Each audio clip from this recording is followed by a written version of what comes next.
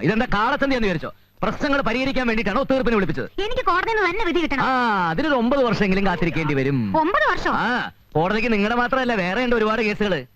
പ്രതിഭാഗം വക്കീൽ ഹാജരാകുമ്പോൾ വാദിഭാഗം വക്കീൽ അവധിക്ക് അപേക്ഷിക്കും.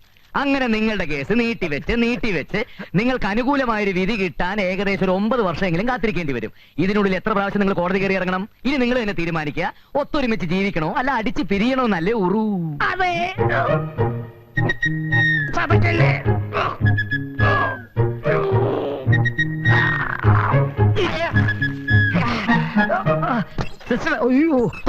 ബ്രദറെ, കോടതി കയറി ഇറങ്ങുമ്പോഴറിയാം അതിന്റെ ഏനക്കേട്. പ്രതിഭാഗം വക്കീൽ ചോദിക്കുന്ന ചോദ്യങ്ങൾ കേട്ടാ എത്ര തന്റെയാണെങ്കിലും തൊലി ഉരിഞ്ഞു പോവും.